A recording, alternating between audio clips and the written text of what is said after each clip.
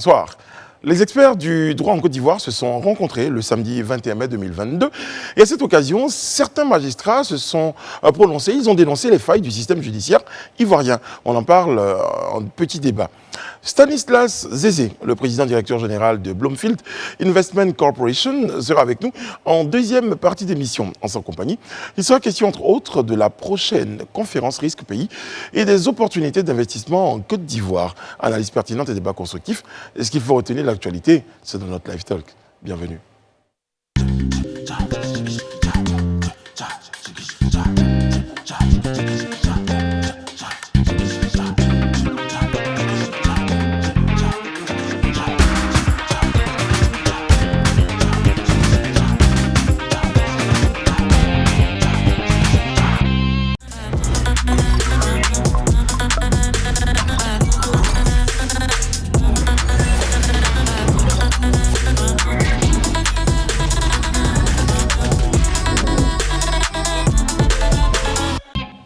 Oyez, oyez, on est très heureux comme tous les soirs d'être nous-mêmes en notre compagnie, aussi en votre compagnie.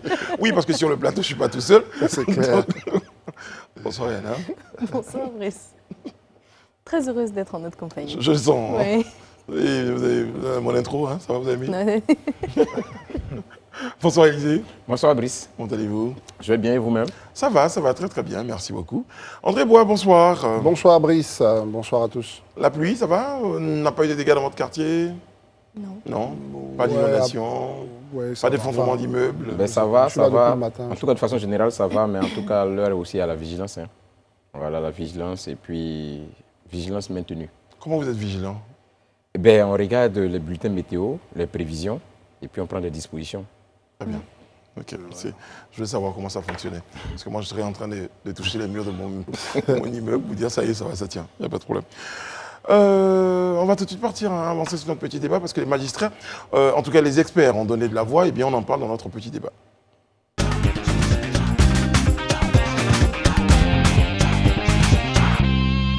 Des experts, on l'a dit, du droit ivoirien dénoncent donc des failles de notre système judiciaire. De quoi s'agit-il exactement, Élisée? Ben, déjà, il faut situer le contexte. C'était au cours d'une rencontre. Le samedi 21 mai. Le samedi 21 mai. Au Centre international de développement du droit, le CIDD. Merci beaucoup. Je vous en prie. Et donc, à l'occasion de cette rencontre-là, où il y avait effectivement des magistrats et autres, il était question de parler un peu de la justice de façon générale, du système judiciaire de façon générale. Et donc, bien évidemment, ces différents acteurs-là, chacun a fait un état des lieux, un diagnostic de la situation du système judiciaire aujourd'hui en Côte d'Ivoire, tout ce qui ne va pas, et éventuellement les propositions de solutions. Donc c'est autour de cette thématique-là essentiellement qu'a tourné ces échanges-là. André, quand on parle d'experts du droit ivoirien, ça prend en compte qui? Non mais là, déjà, celui qui a invité, donc, qui est aussi le président du CIDD, c'est le président Comoin, qui est le président déjà de la Cour d'appel du tribunal de commerce, donc qui est quand même un magistrat d'extrême importance. C'est lui qui invite donc l'ensemble donc des experts que sont des avocats, l'un des syndicats de magistrature, donc des magistrats, et puis des praticiens du droit qui se retrouvent justement pour réfléchir sur un ensemble de questions liées à notre justice, comment elle va au quotidien, quel est le retour justement de ces professionnels-là qui ne sont pas forcément aux affaires, parce qu'il faut le savoir, donc ils sont quand même dans une position pour pouvoir juger un peu l'action au quotidien de ceux qui tiennent donc les tribunaux, c'est-à-dire d'abord la chancellerie elle-même, et puis les différentes cours d'appel qui gèrent donc les tribunaux. Quel regard ces experts ont sur la justice ivoirienne? Qu'est-ce qu'ils dénoncent? Je sais que j'ai noté entre autres la lenteur des décisions de justice, par exemple. Le thème lui-même est assez clair. On dit la qualité de la justice. Donc, à partir du moment où on pose la question de la qualité de la justice, c'est justement cette question. Est-ce que la justice est bien rendue déjà? Est-ce qu'elle est rendue avec célérité? Est-ce que quand elle est rendue, il y a la réparation des victimes qui doit être quand même prise en compte? Est-ce que cette justice-là fait en sorte de ne pas broyer les plus faibles? à travers des procédures lapidaires et qui n'offrent pas la possibilité vraiment de comprendre ce qui s'est vraiment passé lors de la commission d'un acte ou du préjudice subi par quelqu'un. Donc c'est quand même, c'est un vrai questionnement et toutes ces parties-là qui étaient là ont donné leur avis. C'est vrai que le tableau dressé est assez sombre. On va revenir justement aux résultats sur les tableaux. C'est vrai qu'on note quand même pas mal de points qui ont été abordés. On parle de venir à bout de la médiocrité, on parle d'investir dans la qualité des infrastructures, de réinvestir dans les normes, on parle de pas mal d'investissements. Moi, ce que j'ai un peu déploré, c'est que j'ai vu par exemple dans l'un des points transformer la mentalité du citoyen ivoirien en rapport avec l'intérêt général au service de la justice. Mais derrière, je n'ai pas vu le point sur la communication. Quand on parle de transformer une mentalité, on communique quelque chose avec le citoyen à qui on s'adresse. Donc, par exemple, quand on prend le cas d'affaires qui ont été connues du grand public sur la toile et finalement desquelles on n'a pas eu de suite ou sinon on n'a pas communiqué de suite, qu'est-ce qu'on s'attend en tout cas en termes de mentalité chez ce citoyen si on ne communique que ce qu'on veut à cette personne. Donc, je pense qu'il fallait aussi toucher le point de la communication et du rapport qu'on a même avec le citoyen. Peut-être qu'ils ont dit travailler sur la mentalité par la communication. C'est peut-être pas dit. C'est un sous-thème. Non, c'est pas dit, mais ça, c'est le propos du bâtonnier qui, lui... a énuméré. Ouais, énuméré voilà. pour Est-ce qu'il y a des solutions, voilà, justement. Non, ça, c'est le bâtonnier. Ce qui est intéressant, pour repréciser pour Ayana, c'est que comme ça ne vient pas de la chancellerie ou de ceux qui sont aux affaires, ça vient plutôt du bâtonnier qui est quand même... il porte la parole d'un corps très important dans le système judiciaire, les avocats. Donc lui, il pense que aussi, à ce niveau-là, il faut aussi que la chancellerie et l'État travaillent sur la mentalité des justiciables. Et c'est à ce moment-là que la communication, etc., va rentrer en ligne de compte. Oui, moi, je note dans ce panel-là quand même quelques points importants. Le premier point, déjà, c'est que les magistrats eux-mêmes, disons les experts de droit eux-mêmes, font en quelque sorte leur mea culpa. C'est-à-dire ils expriment juste là, vraiment, je dirais leur environnement qui forcément n'est pas au mieux de sa forme. Moi, je pense que ça, c'est vraiment quelque chose à saluer, honnêtement, parce qu'aujourd'hui, comme j'ai souvent l'habitude de dire, reconnaître déjà ses torts, c'est un début de solution. Moi, c'est ce que je pense. Et là, on a vu même le bâtonnier, comme on l'a dit, il a évoqué la nécessité, la question de l'indépendance mais des acteurs du système judiciaire. C'est-à-dire, quelque part, il reconnaît que d'une manière ou d'une autre, tous ne sont pas forcément indépendants vis-à-vis des décisions qu'ils rendent. Donc ça, c'est déjà une reconnaissance. En plus, il y a la présidente de l'Union nationale des magistrats de Côte d'Ivoire, Fatoumata Diakité, par exemple, qui a décrié la lenteur des décisions de justice. Elle est revenue sur le surpeuplement des prisons, les conditions de vie donc dans les prisons, la question de la détention préventive, qui aujourd'hui est un véritable problème. Là, on a eu la dernière fois un détenu qui a fait pratiquement 17 ans sans être jugé. Et qui, du jour au lendemain, est sorti. Il a été libéré. Voilà. Et la question de la lenteur dans les décisions de justice. Donc, je me dis que les acteurs du système judiciaire, les spécialistes même du droit, eux-mêmes reconnaissent que cette situation-là est une réalité. Je me dis que c'est déjà une très bonne chose. Peut-être que c'est un exercice que les différentes corporations doivent peut-être pouvoir faire. Ça va nous amener, nous tous, à un certain moment, à comprendre la nécessité de changer. Et ça, pour moi, c'est quelque chose à saluer. Bon, c'est bien de faire son mea culpa. Moi, je le salue également. Mais derrière, pour que ce panel prenne vraiment de la pertinence, il faut qu'il y ait une suite en termes de solutions, en termes, j'ai envie de dire, de décisions beaucoup plus concrètes. Par exemple, moi, je trouve que c'est assez superficiel. On énumère comme ça ce qui ne va pas, sans forcément indexer qui que ce soit, ni quoi que ce soit. Bon, c'est peut-être le principe de la philosophie qui voudrait, comme disait Karl Jasper, que chaque question en termes de réponse elle-même redevienne question. Donc il faut déjà se poser les bonnes questions pour peut-être... Non, il n'y a pas de problème, mais en fait ce que je dis c'est que ce panel, il va gagner en pertinence quand il aura vraiment une suite en termes de solutions. Parce que si on énumère comme ça et que derrière, il n'y a rien qui est fait pour régler déjà, ces problèmes... je vais rassurer là. Bon, peut-être que je ne vais pas m'ériger en porte-parole des experts en droit et des magistrats. Mais déjà, quand on lit le document, pour ceux qui ont suivi le panel, avec tout le compte rendu qui a été fait, ils ont fait des propositions. Ils ont planté le décor, l'état des lieux aujourd'hui du système judiciaire, et ils ont fait un ensemble de propositions, de solutions.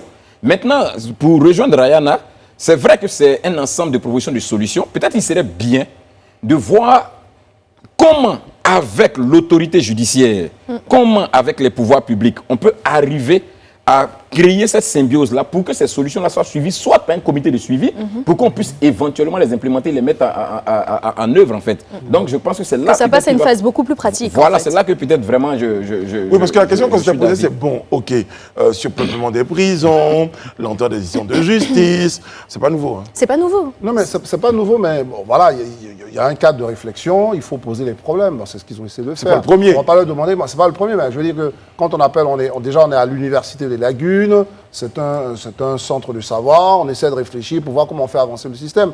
Mais le problème qui est posé là aussi est un problème aussi structurel. Il ne faut pas penser... Prenez les exemples des prisons.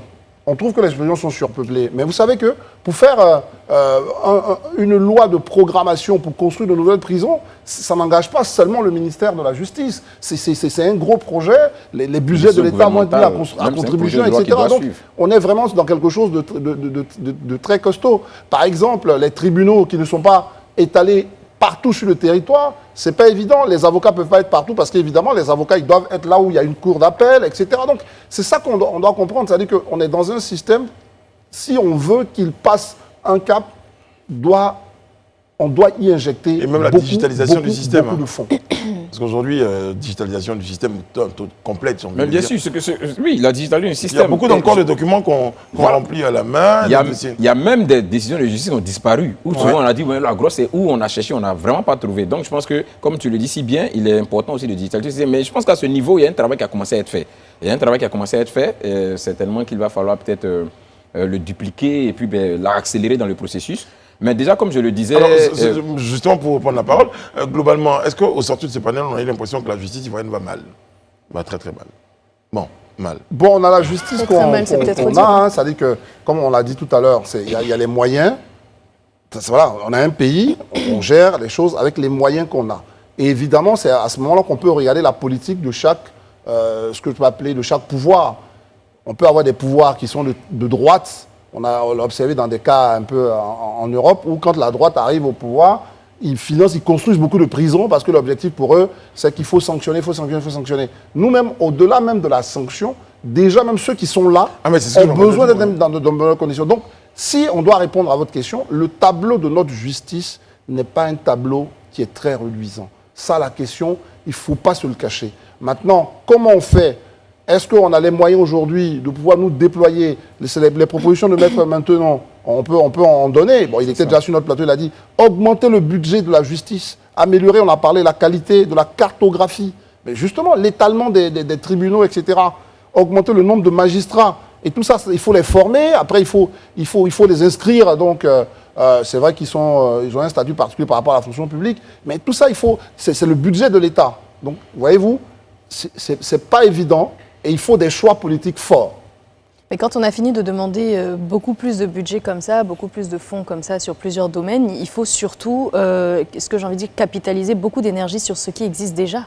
Optimiser le fonctionnement qui existe déjà avant de demander plus de fonds. C'est-à-dire, avec ce qu'on a, comment est-ce qu'on arrive à atteindre le maximum, en tout cas, de notre potentiel. Parce que quand on parle d'un cas de 17 ans de prison sans avoir été jugé, bon, je ne pense pas que ce soit un déficit en termes de capital humain qui soit aussi lié à ça. Mais les deux. Voilà. Les deux, parce que, par exemple, quelqu'un qui est emprisonné 17 ans dans le cadre de la préventive. Le problème, c'est quoi? C'est qu'on dit, bon, on vous met donc en détention préventive, histoire de mener l'enquête pour pouvoir déterminer. Donc, la loi fixe un cadre. C'est maximum 24 mois. C'est qu'au bout de 24 mois, si on n'arrive pas, je ne pense pas que les gens soient animés de mauvaise foi. C'est qu'ils n'ont pas les moyens, ni en termes d'enquêteurs, ni en termes de juges d'instruction qui portent le dossier, pour pouvoir arriver au bout. Donc, ils vont dire, bon, OK, c'est pas, on sort un peu les 24 mois. Mais c'est de là aller à 17 ans. 17 ans, c'est énorme. Quand même, c'est abusé. Mais le vrai problème, c'est qu'il n'y a pas suffisamment de moyens pour tenir, justement, les procès donc, en criminel comme ça, assez rapidement. Et ça, c'est un vrai problème pour la justice. On ne peut pas laisser des gens en prison. Ils ne sont pas jugés. Et en plus, il se peut qu'ils soient innocents. Et ça, c'est ça qui est grave. Et c'est le cas qu'on avait, on en a parlé sur notre chaîne dimanche. C'est-à-dire qu'on ne peut pas laisser nos concitoyens comme ça être broyés et il n'y a aucune réparation. Ils peuvent s'adresser à personne. La justice bouche ses oreilles. À un certain moment, il faut agir. Très bien. Allez, vous voulez compléter? Non, je voulais dire sur la question de savoir si la justice se porte mal, comme vous l'avez dit. Moi, je ne répondrai pas de go si elle se porte mal ou pas, mais je dirais qu'elle n'est pas au mieux de sa forme.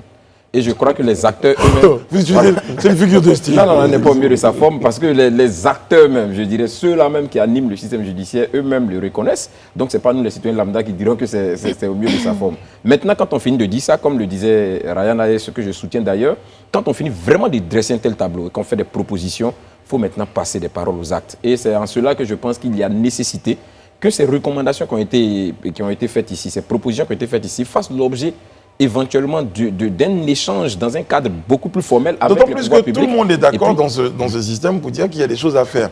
Que ce soit l'exécutif, que ce soit le ministère de la Justice, que ce soit le bâtonnier. Tout le monde est d'accord que notre justice a besoin de moyens, a besoin d'être plus efficace. Après, c'est de mettre en œuvre une certaine organisation pour qu'on puisse obtenir de véritables résultats, obtenir des moyens, qu'ils soient humains, financiers, pour pouvoir avoir une justice beaucoup plus... Il faut le reconnaître, Brice. L'État, le ministère de la Justice a mis beaucoup de moyens quand même ces dernières années. Mais ce n'est jamais suffisant au regard des besoins.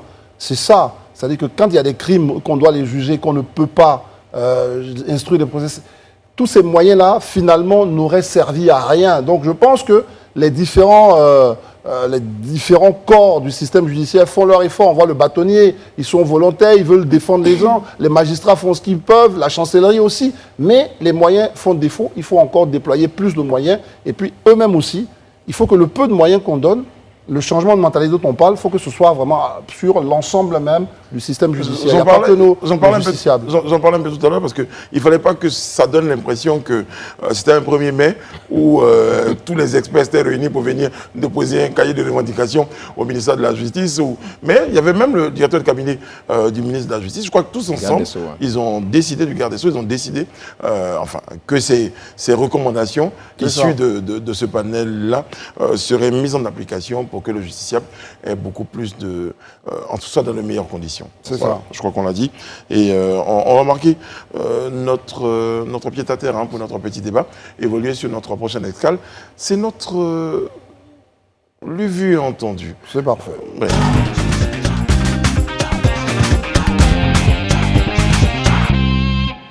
Le journal L'Inter est l'auteur de notre lu, vu et entendu avec cette phrase. Il faut que Gbagbo marche à nouveau sur le tapis rouge. C'est la proposition de M. Koné Katinan, donc porte-parole du PPACI.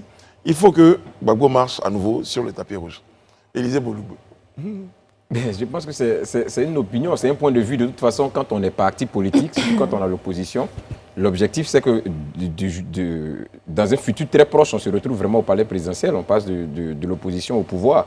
Donc, le dit ainsi, je pense qu'il est dans ses droits. Il est dans ses droits de dire effectivement que Laurent Gbagbo marche à nouveau, qu'il souhaite en tout cas qu'il faut que Laurent Gbagbo marche à nouveau sur le tapis rouge et aille au palais présidentiel.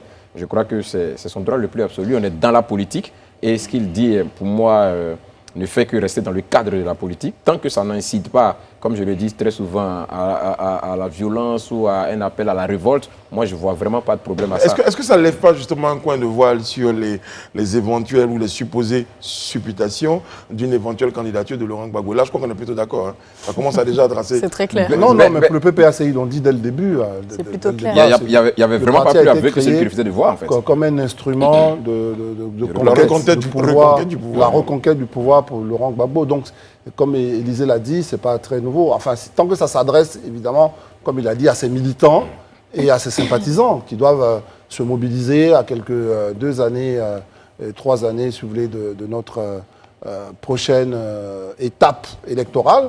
Et donc, je trouve que c'est de la politique comme il faut qu'on en fasse. Moi, je pense qu'il ne faut pas qu'on cherche chaque fois à des idées derrière. On est d'accord, on n'est pas d'accord, il n'y a pas de problème, mais en tant que leader politique, ils ont obligé d'avoir des slogans pour mobiliser l'ensemble de leurs militants. Et puis c'est tout l'enjeu du PPACI, quand on parle de l'horizon 2025, ils doivent, comme tu le dis, mobiliser. Ils doivent avoir énormément de militants, s'ancrer beaucoup plus, en tout cas sur la carte ivoirienne. Mais de toute façon, ça reste un discours politique. Et puis pour ceux qui avaient un doute sur la question de est-ce que ce serait Laurent Gbagbo qui porterait la figure du PPACI, je pense que ça paraît quand même plus qu'évident. Le PPACI, c'est un nouveau parti. Le visage fort du PPACI en ce moment, ça reste Laurent Gbagbo, de par l'histoire qu'il a eue dernièrement, et puis de par son retour. Donc on est bien sûr dans une sorte de figure de reconquête, et ça se lit justement dans les propos qu'on a donc de Katinan. Et puis c'est toute l'évidence en fait qui est juste illustrée. Très bien. Mais moi, maintenant, une fois qu'on a dit ça, oui, voilà, il a le droit de le dire, mais en tant qu'analyste, observateur, je trouve vraiment à un certain moment que nos partis ne prennent pas beaucoup de risques en termes de renouvellement. C'est vrai, le président Laurent Gbagbo, il a été au pouvoir pendant 10 ans, et on sait de toutes les difficultés qu'il vient de subir, 10 années en supplémentaire. Je pense que dans le parti, on devrait quand même tranquillement l'accompagner pour une bonne retraite, parce qu'évidemment, il y a beaucoup de cadres, il y a des choses, mais bon, après, c'est leur choix. Mais moi, je pense en tant qu'observateur qu'on devrait plutôt militer pour que d'autres le combat dans le parti politique. Le PPACI, c'est un très nouveau parti, et je ne pense pas qu'en mettant en place ce parti, l'objectif premier de Laurent Gbagbo, c'était de booster la jeunesse. Non. Pas du tout. Pour moi, stratégiquement, c'est de pouvoir s'ancrer à nouveau, c'est de pouvoir continuer ce qu'il a commencé. Ça se lit très bien. Vous l'avez dit, André, si l'objectif est la reconquête du pouvoir, qui, en ce moment, je suppose, quand je me mets à la place des membres du PPACI lorsqu'ils font une réunion, ils se disent qui, aujourd'hui, mieux que Laurent Gbagbo, peut nous permettre de nous rapprocher de notre objectif, qui est la reconquête du pouvoir. Est-ce que c'est maintenant, en 2 ans ou 3 ans, qu'il va falloir former quelqu'un, positionner quelqu'un pour que celui-là devienne le cheval gagnant? Oui, monsieur André Bois, vous rentrez chez vous en voiture, vous pouvez prendre un jour le risque de marcher, vous allez arriver, peut-être un peu plus tard. Non, c'est plus compliqué que ça. Si je me reprends là-dessus très rapidement. Non, je pense que c'est plus compliqué que ça. Moi, je pense que les actes que posent les dirigeants des partis politiques sont des actes quand même qui sont inscrits dans, j'allais dire, dans l'histoire du pays. Comment on installe, comment on imprègne le pays d'une nouvelle façon de faire la politique, d'une nouvelle façon de voir. Moi, je pense que Laurent Gbagbo, aujourd'hui, je ne sais pas quel candidat qui ne sera pas voté alors que Laurent Gbagbo appelle l'ensemble de ses partisans à le voter. Ça m'étonnerait. Mais la preuve, c'est que durant toutes les élections, que ce soit intermédiaires, où il y a eu simplement le FPI d'AFI, tant qu'il n'y avait pas l'appel de ce qu'on appelait les GOR, le FPI d'AFI a toujours eu des difficultés. Après, on va voir maintenant depuis qu'ils sont sortis. Mais je veux dire que l'idée, le leadership de Laurent Gbagbo est là sur le parti, et je pense qu'il peut imprégner justement un nouveau mouvement, qui est le mouvement du renouvellement. Moi, je pense que c'est ce qu'il devrait faire. Il pourra le faire, mais pour moi, ce n'est pas le bon moment, parce que stratégiquement, le PPACI a un enjeu qui est plus fort que la volonté de prendre le risque de ne pas pouvoir s'ancrer pour les prochaines échéances électorales. On peut s'attendre des partis comme le RHDP, comme le PDCI. Même eux, oui, même eux, on ne sait pas, mais ce que je veux dire, c'est qu'on peut mieux s'attendre de ces partis-là à avoir un renouvellement de génération, mais on ne peut pas s'attendre au PPACI à avoir un renouvellement de génération. Parce que on est à 3 ans d'une élection. Qu'est-ce qui empêcherait? Oui, 3 ans, c'est long, mais c'est court. Moi, je suis d'accord. Merci beaucoup. Oui, moi, je trouve ma part que ce qui est sûr, c'est que ce que Rana dit à sa part de vérité, ainsi que ce que André dit. Parce qu'aujourd'hui, on est devant une réalité.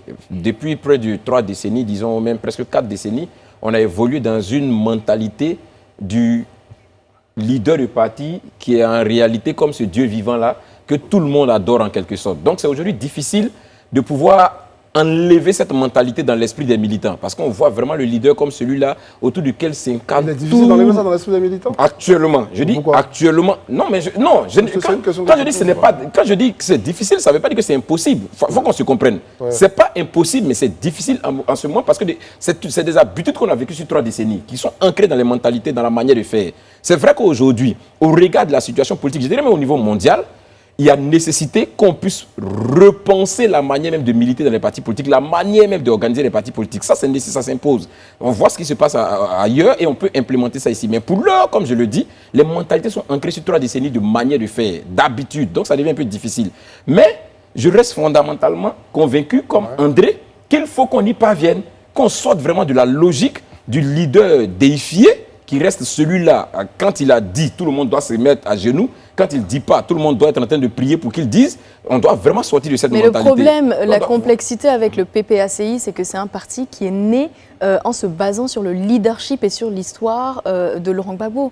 Oui, un peu comme tous les autres partis. Non, ce que je suis en train de dire, c'est que ce parti est récemment né en se basant sur la figure de Laurent Gbagbo. Donc stratégiquement, ce ne serait même pas cohérent qu'on puisse mettre un autre visage en avant. Non, parce qu'on perdrait toutes les chances. Je pense pas que non, ce que je suis en train de dire, c'est que pour ce nouveau parti, l'enjeu peut être très risqué de mettre un nouveau visage sous prétexte qu'on voudrait un renouvellement de génération. Je vous ai tous bien entendu. Je vais juste faire une fiction.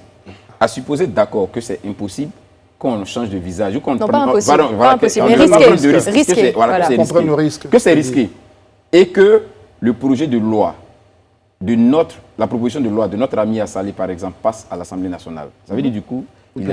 Sous la contrainte, bien sûr, que le PPACI va se ranger, on l'espère, mais ça ne veut pas dire que ça va favoriser ses chances de gagner aux élections présidentielles. On va retenir deux choses pour mettre fin à notre vue entendu. La première chose à retenir, c'est le mot, le risque. On va retenir, d'André. Sont-ils prêts à prendre des risques? Visiblement non. La seconde chose, eh bien, c'est qu'au PPACI, ils pensent que le meilleur candidat en ce moment, c'est Laurent Gbagbo. Et ils souhaitent qu'en 2025, il marche à nouveau sur le tapis rouge. Voilà ce qu'on pourrait dire. Merci André. À propos de risque, je vous emprunte le mot. Ouais. Voilà, d'accord, parce que la conférence risque pays, on en parle. C'est déjà là, début juin. Exactement. On en parle tout à l'heure avec notre invité qui est Stanislas Zézé. Il est PDG de Bloomfield Investment Corporation. Nous sommes de retour sur le plateau du Live Talk. Sans plus tarder, nous recevons notre invité.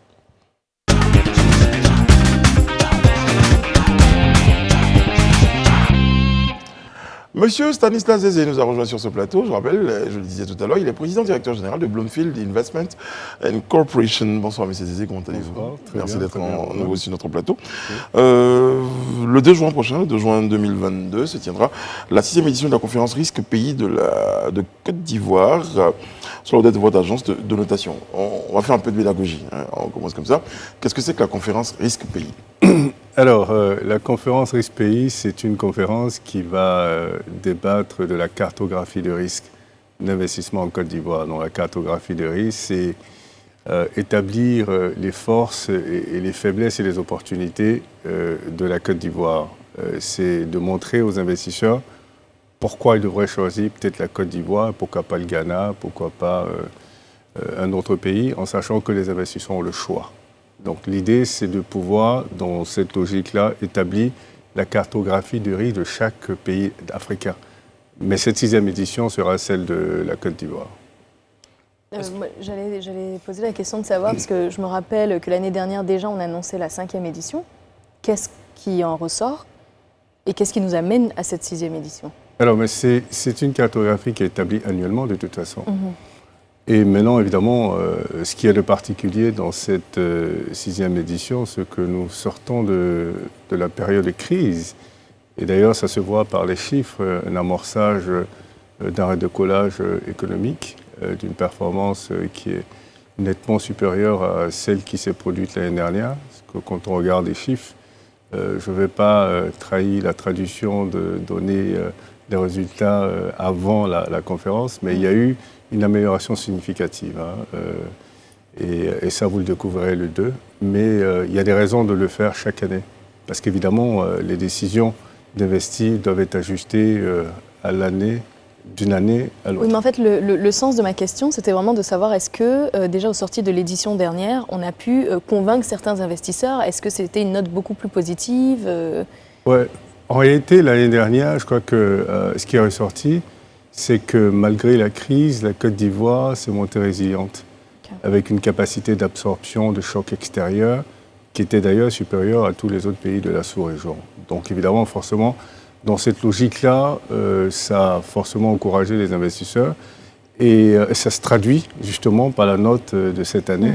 Et ça se traduit un peu par l'engouement qui se crée autour d'investir dans ce pays. Très bien. On ne va pas connaître la note cette année? Pour l'instant. Si, vous la connaîtrez le 2. Je voudrais quand même revenir sur l'événement lui-même. Ouais. C'est-à-dire que, est-ce qu'on n'est pas sur un événement un peu trop technique pour des technocrates, hein? Je veux dire, si ça parle aujourd'hui à la dame du marché qui vend son droit, son piment, qui a envie, on lui parle de conférence pays. C'est à quel moment, justement, on parle à ce peuple-là qui, lui, ne comprend pas les grosses données macro et microéconomiques. Non, mais justement, dans un premier temps, la première partie de la question, c'est est-ce que justement c'est destiné à la femme qui vend est-ce que c'est la cible? Écoutez, c'est destiné à tout le monde. Ouais. Parce qu'en réalité, nous sommes en train de parler du risque d'investissement en Côte d'Ivoire, mais en même temps, quand on parle d'inflation, on s'adresse à tout le monde, ça concerne tout le monde. Quand on parle de création de richesse, ça concerne tous les Ivoiriens. Quand on parle de création d'emplois, de chômage, de pauvreté, ça concerne tout le monde.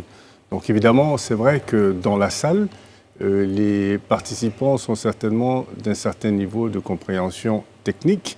Ceci dit, à la fin de la journée, ce qui est dit dans la conférence concerne tout le monde. Maintenant, après, c'est de pouvoir retranscrire ça à la population dans un langage certainement beaucoup plus simple pour que tout le monde comprenne. Mais quand on parle de chômage, ça concerne tout le monde. À propos des termes, à propos des terminologies, j'entends conférence risque au pays. Ouais. Risque. Ouais, en réalité, il y a des risques qui sont positifs. Quand on parle de risque, ce n'est pas forcément négatif. C'est extrêmement important de le comprendre. C'est pourquoi on parle de cartographie du risque d'investissement. Vous savez, quand un investisseur veut investir dans un pays ou dans un projet, il va se poser 3 questions fondamentales. C'est quelle est l'opportunité d'investir? Pourquoi j'investirai en Côte d'Ivoire et pourquoi pas au Kenya, pourquoi pas en Zambie? Et quel est le retour sur investissement auquel je devrais m'attendre? Et quel est le risque que je prends de perdre mon capital? Donc ces 3 questions-là, je pense que la conférence risque-pays va répondre à ces 3 questions pour les investisseurs. Justement, la conférence du pays à sa 6e édition, et on constate qu'au fur et à mesure, on assiste à un engouement autour. C'est dit qu'aujourd'hui, la conférence, en tout cas en termes de crédibilité, fait recette. Bon, déjà, on parle de constance, parce que faire 6 éditions. En termes de constance et de crédibilité, fait recette. Ce que je veux juste savoir, comment concrètement se fait l'établissement de cette cartographie de risque? Comment ça se fait? Quels sont les leviers sur lesquels on regarde généralement pour pouvoir établir cette cartographie de risque? En fait, c'est une analyse globale de toute l'économie, mais on va se focaliser sur un certain nombre de critères. Par exemple, on va analyser la gestion des finances publiques. On va analyser le secteur financier ivoirien. On va regarder la situation sociopolitique, on va regarder la situation de la dette, on va regarder la performance macroéconomique. Tous ces indicateurs-là vont permettre justement d'établir ces cartographies de risque. Donc ce sont des analyses qualitatives et quantitatives qui sont faites en profondeur et qui vont nous sortir un rapport de 35 pages, donc c'est un rapport assez détaillé quand même. Et non seulement ce rapport sera distribué aux participants, mais la présentation de ce rapport par Bloomfield va appeler la réaction du ministre des Finances de Côte d'Ivoire vis-à-vis de notre opinion. Alors justement, je vais vous lancer sur la question de Rihanna tout à l'heure et parler de la 5e édition des rapports, des bilans donc, de cette 5e édition. Cette édition verra la participation du Premier ministre, du ministre de l'économie. Quelle réponse le gouvernement ivoirien, par exemple, donne à vos différentes suggestions? Écoutez, l'année dernière, si vous regardez les archives, vous verrez que, et la raison pour laquelle ils reviennent, c'est parce que justement il y a un intérêt, forcément. Et la réaction est toujours très positive, dans le sens où ce que nous disons, ce sont des choses qui sont concrètes, basées sur des chiffres qui nous sont produits par l'administration ivoirienne et aussi des sources extérieures. Mais ça permet d'orienter l'administration également. Parce qu'évidemment, comme le ministre l'a dit l'année dernière, cette conférence est devenue institutionnelle. Donc évidemment, elle donne l'opportunité aux membres du gouvernement d'avoir un guide extérieur qui permet de mettre en place des politiques publiques pour justement pallier aux faiblesses que nous mettons en relief. Justement, on pourrait se poser la question, est-ce qu'elle n'est pas devenue trop institutionnelle? Parce que le but du jeu aussi, c'est d'avoir un regard extérieur, mais totalement indépendant. Est-ce que vous pensez que vous continuez toujours d'avoir cette indépendance-là, bien que vous soyez un regard extérieur? Ben absolument, nous sommes une agence de notation financière. Et justement, cette crédibilité. L'essence même de notre fonds de commerce, c'est la crédibilité. Ouais. Et c'est l'indépendance. Et cette indépendance, elle se manifeste par le fait que, justement, 15 ans après notre existence, nous avons construit cette crédibilité-là qui est aujourd'hui reconnue à travers le monde. Et je crois que, vous savez, quand vous perdez en crédibilité, ça se voit. Ouais. Chaque année, cette année par exemple, on a plus de 2000 personnes qui sont inscrites pour une participation dans une salle qui prend que 400 personnes. Donc chaque année, le nombre de personnes qui s'intéressent, et d'ailleurs la qualité des personnes qui s'intéressent, n'arrête pas de s'améliorer. Ça montre bien que cette conférence gagne en crédibilité, en notoriété, et devient une plateforme qui est une plateforme par excellence pour comprendre et connaître la cartographie de risque de Alors, moi, je sais qu'on ne va pas tout de suite dévoiler les chiffres de ce bilan, mais quand même, puisque vous êtes là, il faut quand même qu'on parle du climat des affaires, qu'on ait une idée du climat des affaires. On sait qu'il y a pas mal de sujets qui ont un peu, qui ont marqué l'actualité, la cherté de la vie. Aujourd'hui, par exemple, on parle de l'appareil judiciaire ivoirien. Est-ce que ce type d'actualités ont eu un impact considérable sur la notation qu'on a pu avoir? Bien sûr, bien sûr, bien sûr. En réalité, comme je vous dis, d'ailleurs, c'est une note qui est sur 10. L'année dernière, la Côte d'Ivoire était à 5,7, qui correspond à risque modéré. Cette année, elle a basculé dans une autre catégorie, dans la catégorie supérieure. Et comme je dis, vous verrez les chiffres après. Mais elle n'est pas à 10 sur 10, donc ça veut dire qu'il y a des faiblesses. Non, oui, je vous ai entendu parler tout à l'heure de justice. Et c'est qui emmène à la question de la séparation des pouvoirs, de la séparation stricte des pouvoirs et de la gouvernance de l'administration d'ailleurs. Et ce sont des questions que nous mettons en relief dans le rapport. Le modèle politique choisi par la Côte d'Ivoire, la structure de l'économie, le modèle économique choisi, toutes ces questions sont étudiées de façon très détaillée. Et justement, ça donne lieu à des discussions. Donc après la présentation du rapport, vous avez 4 panels de discussion sur des thématiques précises. Cette année, nous allons parler du modèle politique ivoirien qui pourrait éventuellement assurer une stabilité durable. Nous allons parler des grands chantiers de sortie de crise. Nous allons parler de la contribution du secteur privé à cet engouement de sortie de crise. Et aussi, nous allons parler également de la sécurité intérieure et extérieure, avec tout ce qui se passe autour de la Côte d'Ivoire en termes de stabilité politique. Voilà. Stanislas, on va marquer une courte pause, on vous retrouve juste après. Nous sommes de retour sur le plateau du Live Talk. Vous nous regardez sur nos canaux habituels, le 106 du Bouquet Canal+, le numéro 6 de la TNT. Et puis, vous avez la possibilité désormais de nous regarder à travers l'application MyCanal qui nous permet d'être chez vous à la maison. Sur ce, je vous rappelle que notre invité pour la deuxième partie de notre entretien est le président directeur général de Bloomfield Investment Corporation. J'espère que j'ai bien prononcé parce que pendant que je dis parler, on me parlait dans l'oreillette. D'accord. Donc je vais répondre en disant directeur général de Bloomfield Investment Corporation. Et il s'appelle Stanislas Zézé, donc un habitué de nos plateaux. Vu que pendant 6 ans, j'ai envie de dire, vous organisez donc une importante conférence, la conférence Risque Pays, qui est donc à sa 6e édition. Aujourd'hui, elle se tiendra donc la prochaine conférence le 2 juin 2022. Au cours de cette conférence, on parle d'investissement en Côte d'Ivoire. On parle un peu de chômage quand même, parce que je crois que c'est un domaine pour lequel vous vous battez énormément, pour qu'il soit de plus en plus réduit. Quel regard on a sur le chômage en Côte d'Ivoire? Après, on va rentrer dans les détails sur la question. Je crois que c'est extrêmement important de comprendre d'ailleurs ce que c'est que le chômage.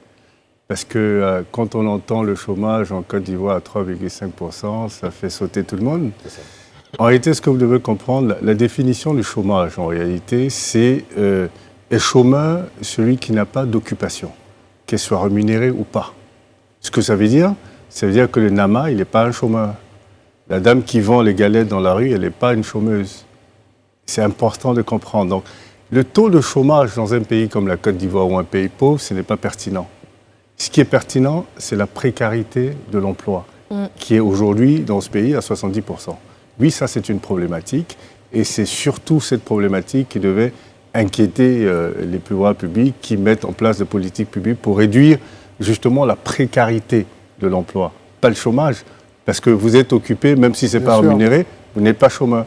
Donc ce n'est pas pertinent pour un pays comme la Côte d'Ivoire ou un pays comme le Bénin ou le Togo. Bien sûr. Et quelles sont les voies éventuellement pour résorber ça? C'est-à-dire que pour résorber cette précarité-là, quelles sont les voies ou les outils ou les leviers que peut avoir l'État pour pouvoir faire face à ça? Non, ce n'est pas nécessairement l'État. C'est qu'est-ce qui peut, je comprends la première question, qu'est-ce qui peut absorber ça? C'est l'entrepreneuriat.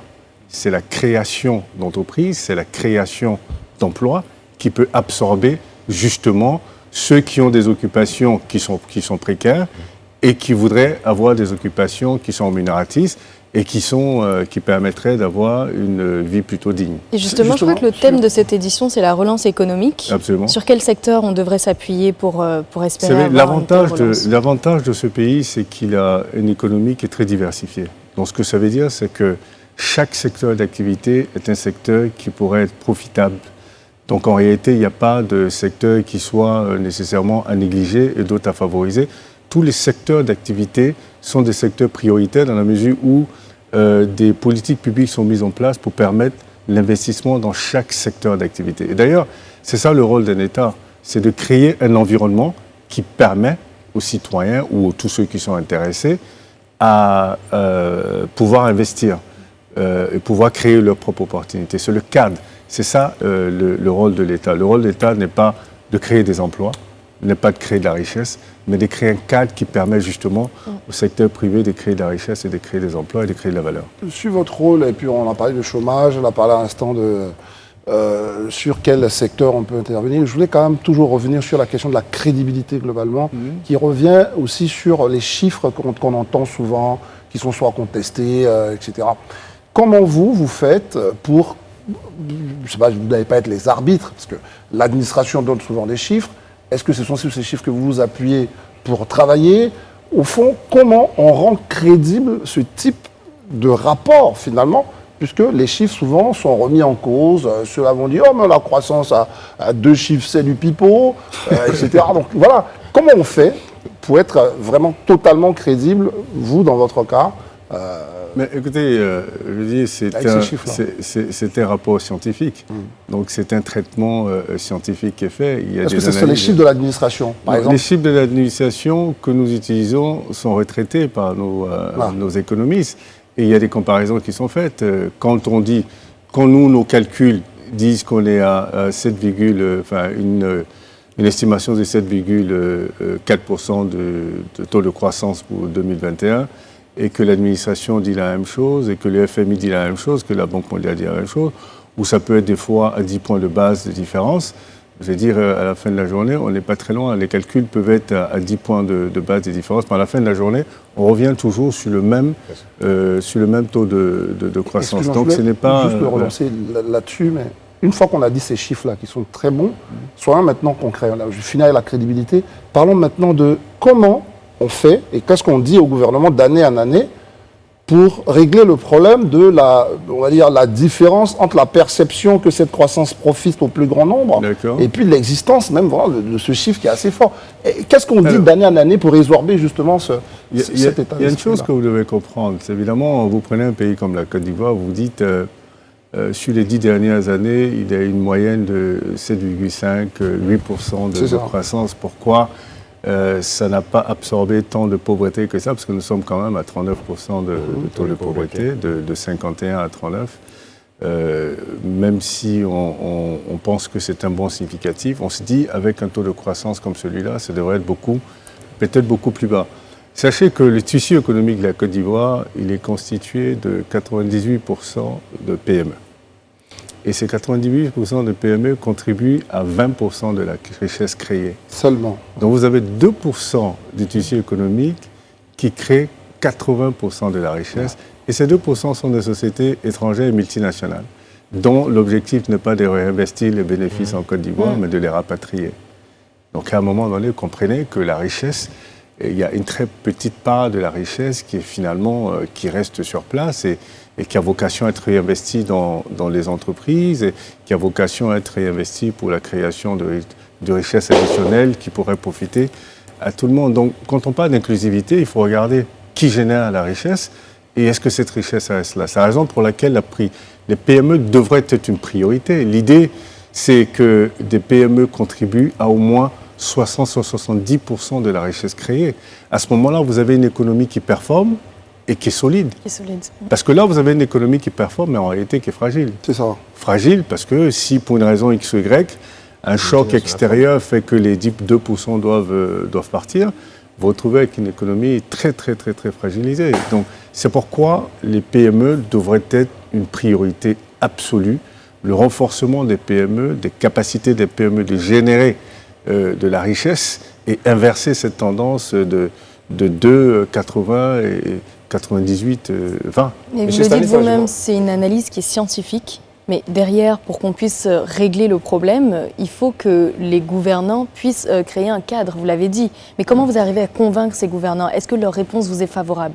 C'est pas à nous de les convaincre. Ils ont été élus pour ça, ils sont là pour ça, c'est leur rôle. C'est pas nous qui les avons élus, donc c'est pas à nous de les dire. Mais quand vous leur faites ces recommandations, voilà. Est-ce qu'ils sont favorables? Oui, il y a certaines recommandations qui sont prises en considération, que nous voyons dans les politiques publiques qui sont mises en place. Mais en réalité, ceux à qui ils sont comptables, c'est pas nous. Ils sont comptables vis-à-vis de la population en général, pas vis-à-vis de l'agent de notation financière qui suggère, qui donne une opinion. Mais à la fin de la journée, il faut une volonté politique réelle des leaders de pouvoir changer les choses. Et ceux qui doivent certainement leur demander des comptes sont ceux qui les ont mis en poste. C'est comme ça que ça fonctionne généralement. Ok, M. Stanislas, je m'en voudrais de ne pas vous poser cette question. Elle est relative à la dette. Ouais. On entend souvent dire que la Côte d'Ivoire est très endettée, surendettée même par certains. Aujourd'hui, quel est l'état des lieux de la dette de la Côte d'Ivoire? Est-ce qu'on est vraiment endetté comme on le dit? Est-ce que c'est mauvais d'être endetté? Alors, il y a deux choses que vous devez comprendre avec la dette, qui est extrêmement important. Les deux choses les plus importantes quand on parle de dette, c'est vis-à-vis de qui vous êtes endetté et votre capacité à servir votre dette. Voilà les éléments les plus importants. Le stock de la dette, ce n'est pas forcément le plus important. Parce que le stock, on vous donne souvent, on vous dit la Côte d'Ivoire est très endettée, ça ne veut absolument rien dire. La Côte d'Ivoire est endettée aujourd'hui à 51% de son PIB, ce qui n'est pas extraordinaire parce que le benchmark, c'est 70%. Le Japon est endetté à 266% de son PIB. Le Japon, personne ne s'inquiète pour le Japon. C'est ça. La différence avec le Japon, c'est que le Japon est endetté à 90% vis-à-vis des Japonais. C'est ça. La Côte d'Ivoire est endettée à 64% vis-à-vis de l'extérieur. Donc, ça, c'est la première problématique. La deuxième, c'est le service de la dette. Donc, tant que vous pouvez servir votre dette, le stock de la dette n'est pas important. Rembourser, en fait, le remboursement annuel de votre dette. Tant que vous pouvez rembourser votre dette, le stock de la dette n'a pas d'importance. Les États-Unis, le pays le plus endetté du monde, mais personne ne se préoccupe de la crédibilité des États-Unis. La Côte d'Ivoire a baissé de façon significative son taux de service de la dette, qui est aujourd'hui à 48%. C'est vrai que l'année dernière, avec toutes les dépenses liées au Covid, était monté à 70% de ses recettes. C'est-à-dire qu'on enlève les dons, les prêts, mais les recettes, parce que les revenus d'un pays sont ses recettes fiscales et douanières, avant de rentrer dans les dettes et tout ça. Dans la dette. Donc, de 70% est passé à 48%. Donc, c'est soutenable. Le chiffre le plus important, le chiffre le plus raisonnable, c'est 20%. 20% de votre recette, vous êtes dans une situation confortable. 48%, ce n'est pas catastrophique non plus.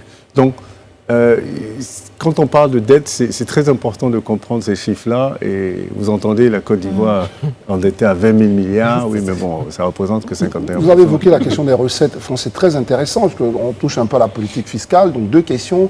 Très rapidement, est-ce qu'on a ce que beaucoup disent chaque fois qu'il y a l'annexe fiscale, il y a un gros débat sur ça. Est-ce que, à ce niveau-là, vos chiffres, enfin vos études démontrent que la Côte d'Ivoire enfin les entreprises au Côte d'Ivoire sont pressées fiscalement. Est-ce que c'est ce que ça dit et qu'est-ce qu'on devrait faire pour être mieux?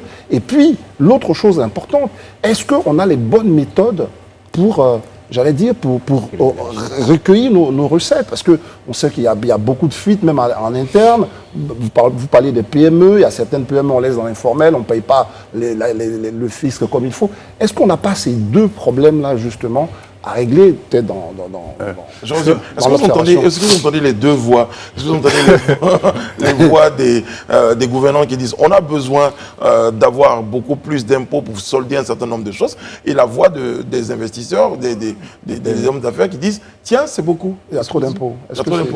En fait, je crois que la plus grosse problématique, c'est le fait que les économies africaines, et celle-là en particulier, sont majoritairement informelles. Ouais. Donc évidemment, quand vous avez le plus gros de votre économie qui est informelle, évidemment, vous avez plus de difficultés à lever justement des impôts. Donc l'idée, c'est de formaliser les économies, donc de formaliser cette économie-là de plus en plus, on va dire 90%, et élargir systématiquement la base fiscale. Quand vous avez une base fiscale qui est très large, vous pouvez réduire le taux d'imposition. Parce qu'en réalité, quand vous taxez que 10% de votre économie, évidemment, forcément, quel que soit le taux, ces gens-là sentent vraiment cette fiscalité-là. Mais quand c'est plus large, vous prenez les États-Unis par exemple. Les États-Unis sont le pays qui taxe le plus au monde. Sauf que les taux sont très bas, mais ils taxent tout. Donc évidemment, ils collectent beaucoup d'argent parce qu'ils taxent très faiblement. Donc comme ils taxent très faiblement, on ne le sent pas. Et quand vous regardez ici, par exemple, le taux de droit d'importation de voitures, par exemple, de taux même d'importation, tout court, 44%. 44%, c'est énorme. 44%, ça ne vous permet pas d'avoir plus d'argent. Ça incite plus à la fraude, en réalité. C'est extrêmement important de comprendre ça. C'est là qu'on ne comprend pas, parce que justement, avec toute l'expertise que vous développez justement dans toutes ces conférences, c'est pour ça qu'on a posé la question, est-ce que ces gouvernants vous entendent? C'est ça. Vous avez certainement dû leur dire. Qu'est-ce qu'eux aussi disent dans ce rapport? Est-ce que c'est un élément, justement, que vous soulevez d'année en année sur les faiblesses de notre économie? Mais bien sûr, sur la question quand vous lirez le rapport, vous verrez. Et comme je dis à la fin de la journée... Ils ne vous écoutent pas, en fait. Non, ce n'est pas qu'ils ne nous écoutent pas. Je pense que beaucoup de gens, malheureusement, dans beaucoup de pays africains, pensent qu'avoir des taux d'imposition très élevés rapporte beaucoup d'argent. Non, ce n'est pas ça qui rapporte beaucoup d'argent. Ce qui rapporte beaucoup d'argent, en réalité, c'est la structure de votre fiscalité. Vous regardez un pays comme l'île Maurice, qui a décidé de faire un taux flat, 15%. TVA, impôt sur revenu, tout 15%. C'est parce que vous savez qu'ils gagnent moins d'argent. Parce qu'à ces taux qui sont raisonnables, vous aurez moins de gens qui vont tricher. Parce que c'est raisonnable, ça ne pèse pas sur eux. Donc ils tricheront moins. Si le taux d'imposition d'importation de voitures était de 10%, non seulement vous aurez plus de nouvelles voitures, c'est ça. OK, et personne ne va aller chercher à frauder sur 10%. Donc évidemment, ça fera beaucoup plus de trafic, beaucoup plus de transactions et beaucoup plus d'argent. Je crois que c'est extrêmement important de comprendre ça. Franchement, c'est vraiment extrêmement important. J'espère que vous allez comprendre. Pardon, mais il y a un autre aspect aussi dans cette question de l'imposition, c'est la transformation même des méthodes de collecte. Parce que moi, ce n'est pas juste la question de l'imposition. Bien sûr. Parce que quand on nous dit que... moi, j'entends même les économistes porter l'idée d'informel. Moi, je défends ici qu'il n'y a pas d'informel chez nous, mais l'administration a trouvé un moyen de nous lancer un message qui ne tient pas la route. Parce que pourquoi je vous dis ça? Parce que toutes les structures, qu'elles soient la dame qui vend la loco jusqu'à celui qui a son petit atelier, ils payent tous des impôts à un certain niveau, que ce soit la mairie, que ce soit au conseil général, etc. Est-ce que là aussi, il n'y a pas un message de transformation des mentalités, même de l'administration, sur la question de l'informel? Écoutez, là, je vous rejoins tout à fait, parce que ces gens de l'informel ne sont pas sous la terre. Et d'ailleurs, on prend en considération leur activité dans le PIB, donc on sait où ils sont. Donc je crois que c'est juste une volonté politique réelle de mettre en place un système pour formaliser l'économie. Enfin, ceux qui l'ont fait dans les pays développés, ils ne viennent pas de Mars. À un moment donné, il faut qu'on soit... C'est juste comprendre que si cette volonté politique de formaliser les économies existe, on mettra en place une stratégie qui permettra de formaliser, tout simplement. Donc tous ces gens sont connus, comme je dis, sont pas sous la terre, sont là, ont des activités qui sont prises en considération dans le PIB, donc on sait où les trouver.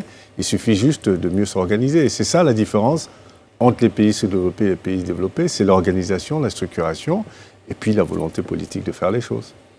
Stanislas Zézé, merci beaucoup d'avoir été en notre compagnie. Je rappelle que vous conduisez la 6e édition, le 2 juin prochain, de la conférence Risque Pays.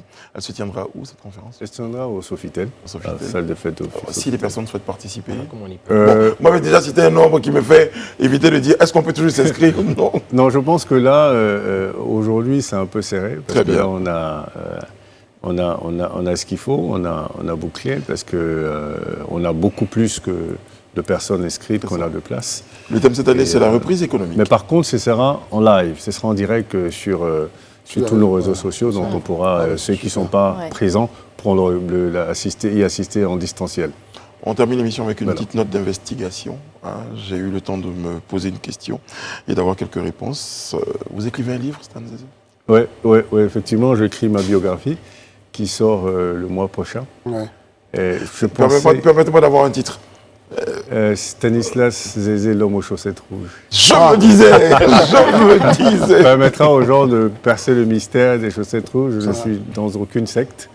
Et découvrons bien que c'est juste un style, un symbole. Et il y a vraiment une explication derrière, une symbolique derrière. Très bien. J'aurais dit le rouge et le noir. Il faudra ajouter aussi la cravate bleue, parce que j'aime beaucoup la cravate bleue aussi. On a été très heureux d'être dans votre compagnie. Merci André, merci beaucoup Merci, merci Réana, merci Alizé, merci à toutes les équipes techniques. Et puis on n'a pas dit hier, c'était l'anniversaire de notre opérateur plateau, Abou. Voilà, joyeux anniversaire. Abou. Joyeux anniversaire Abou. Joyeux anniversaire à vous. On vous retrouve demain sur ce même plateau. Prenez soin de vous et des autres. Que Dieu veille sur vous, qu'il veille sur la Côte d'Ivoire. À demain.